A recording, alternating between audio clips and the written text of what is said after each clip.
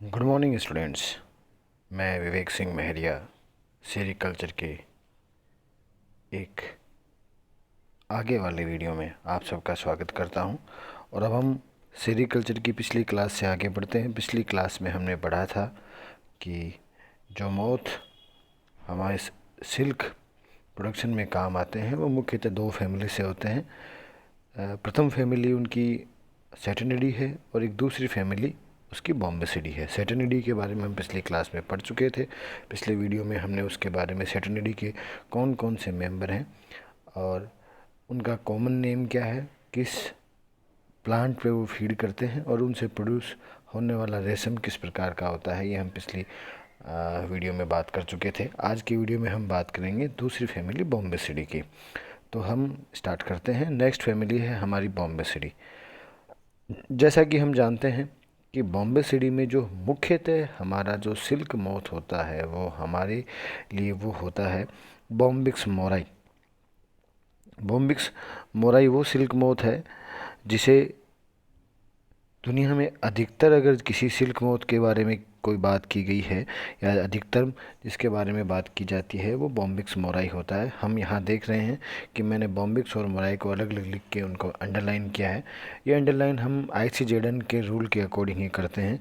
हम हर बार इस चीज़ का ख्याल रखते हैं कि आईसीजेडएन के रूल्स का हम जितना हो सके फॉलो कर सकें और उसी के तहत हमने इसको फॉलो किया है।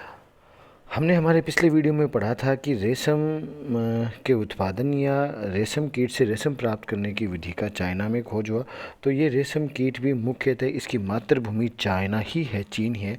लेकिन वर्तमान परिदृश्य में रेशम उत्पादन करने वाले अधिकांश देश, जैसे जिनमें हम बात करते हैं, जापान है, भारत है, कोरिया गणराज्य है जिसमें उत्तरी कोरिया और दक्षिणी कोरिया आते हैं, इटली है, फ्रांस है, रूस, इन सब देशों में भी बॉम्बिक्स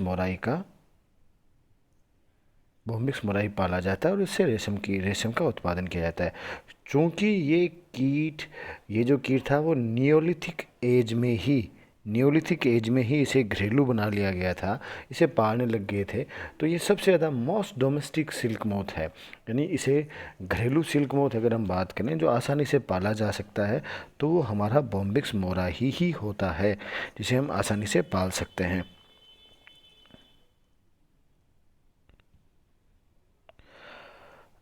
अब हम बात करते हैं कि ये सिल्क मोथ फीड किस पे करता है। तो हम ये जानते हैं कि ये जो सिल्क मोथ है वो शहतूत की पत्तियाँ, मुख्यतः शहतूत की पत्तियों पे ही फीड करता है। और शहतूत की पत्तियों पे जब ये फीड करता है, इस कारण इसे हम मलबरी सिल्क मोथ भी हम इसी कारण कह पाते हैं इसे मलबरी, क्योंकि शहतूत को हम मलबरी कहते हैं। मलबरी सिल्क मोथ इसी कारण कहते हैं क्योंकि शहतूत की पत्तियां नमी ग्रहण करने के बाद में मुलायम होती हैं और मुलायम होने पे तो ये सिल्क मोथ उन्हें खाता है और सिल्क प्रोड्यूस करता है, इसलिए इसे मलबरी सिल्क मोथ कहा जाता है। इस रेशम कीट द्वारा प्रोड्यूस किया जाने वाला सिल्क जो है वो मुख्यतः या तो सफ़ेद रंग का होता है या पीले रंग का होता है। यहाँ हम देख पा रहे हैं सफ़ेद और पीले रंग, हल्के पीले रंग, इन दोनों की हमने वैरायटी दी हुई है, दिखाया हुआ है, हम फोटो से दिखा रहे हैं क्योंकि पीले रंग का, सफ़ेद रंग का सिल्क प्रोड्यूस किया जाता है। अब हम बॉम्बिक्स मोराई के बारे में बात करते हैं कि बॉम्बिक्स मोराई की एक्सटर्नल मॉर्फोलॉजी, ये बाहरी संरचनात्मक रूप से बॉम्बिक्स मोराई दिखाई कैसा देता है, या हमारा जो डोमेस्टिक सिल्क मोथ कैसा दिखाई देता है, या हमारा मलबरी सिल्क मोथ कैसा दिखाई देता है। अगर इन तीनों को लेकर सवाल पूछा जाए कि हमारे एग्ज़ाम में ये सवाल आए कि डोमेस्टिक सिल्क मोथ या मलबरी सिल्क मोथ या बॉम्बिक्स मोराई, इसके बारे में, इसके मॉर्फोलॉजिकल कैरेक्टर्स बताइए, तो हम इन तीनों के बारे में, एक ही चीज़ है, तीनों एक ही हैं और तीनों के बारे में एक ही बात करेंगे। हम हमारी फ़ोटो में देख पा रहे हैं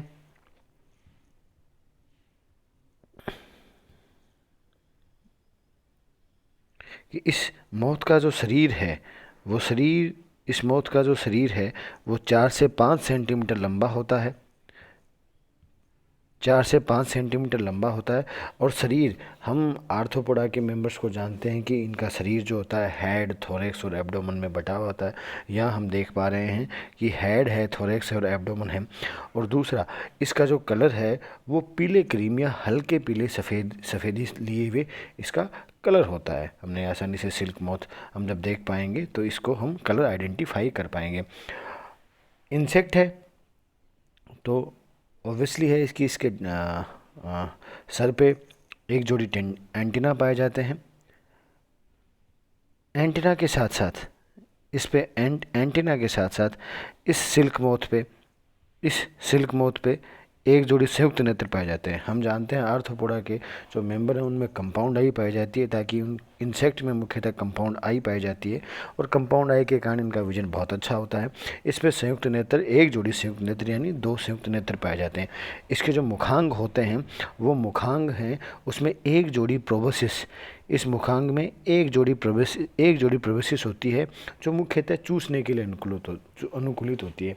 ये अपना चूस कर अपना भोजन ग्रहण करने के लिए इसे अनुकूलित होती है कि ये जो वयस्क मोथ है वो इस तरीके से अपना भोजन ग्रहण कर पाता है। हम देख पा रहे हैं कि इसके थोरैक्स रीजन में दो जोड़ी पंख हैं, 2 जोड़ी पंख पाए जाते हैं।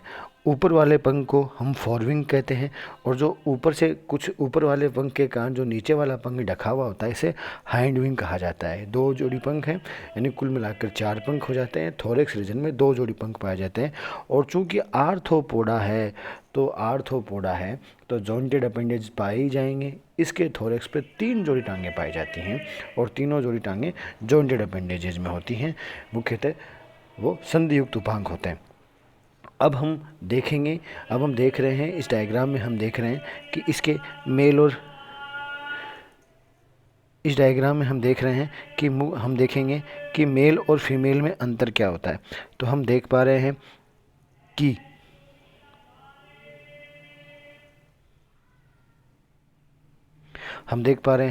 कि फीमेल का जो शरीर होता है वो नर की तुलना में बड़ा होता है, और बड़ा होता है इस कारण ये भारी भी होता है। नर की तुलना में फीमेल का शरीर बड़ा होता है, भारी होता है, और इसके पंख जो हैं, इसके पंख छोटे होते हैं। यानी 3 चीज़ें होंगी, नर की तुलना में मादा का शरीर बड़ा होगा, भारी होगा और पंख छोटे होंगे। इन तीनों का सम्मिलित परिणाम जो आता है वो ये आता है कि मादा उड़ नहीं सकती, जबकि वयस्क नर मोथ जो है वो उड़ सकता है। इन दोनों में अंतर है। मादा नहीं उड़ सकती। क्यों नहीं उड़ सकती कि ये कारण, अगर हमसे सवाल छोटा सा वन लाइनर क्वेश्चन पूछा जाए कि बताइए कि रेशम कीट की जो मादा होती है वो क्यों नहीं, किन कारणों के कारण नहीं उड़ सकती, तो हम लिखेंगे कि मादा का शरीर नर की तुलना में पहला बड़ा होता है, दूसरा भारी होता है, और तीसरा नर की तुलना में इसके पंख छोटे होते हैं। और इन तीनों कारणों का सम्मिलित परिणाम ये होता है कि मादा उड़ नहीं सकती। तो इन दोनों में अंतर ये है। आज के वीडियो में हमने देखा कि सिल्क मोथ बॉम्बिक्स मोराई की हमने स्ट्रक्चर पढ़ी, उसके बारे में जनरल कैरेक्टर्स पढ़े, उसकी मॉर्फोलॉजिकल स्ट्रक्चर पढ़ी, मॉर्फोलॉजी के बारे में बात की, और ये देखा नर और मादा सिल्क मोथ बॉम्बिक्स मोराई के इसमें क्या क्या डिफरेंसेज होते हैं। आगे की क्लास में हम पढ़ेंगे कि बॉम्बिक्स मोराई का जीवन चक्र क्या होता है। धन्यवाद।